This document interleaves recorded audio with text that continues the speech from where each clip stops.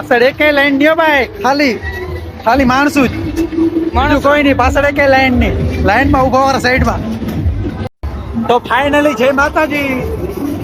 આ ચકેડીમાં મેં ગોંડલમાં જ પેલા બેઠા હતા, 3 વર્ષ પેલા બેઠા હતા.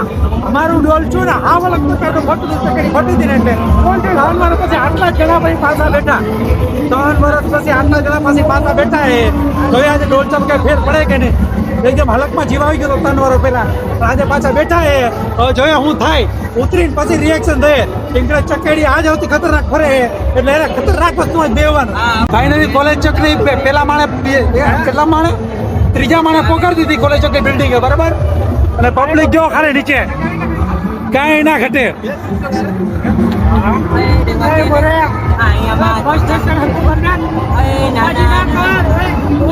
ફાઇનલી ઉડે તો જા, બાકી આજ બાવરિયામાં તો ગાથાવડ જા ફઈ નો આયલું લે લે.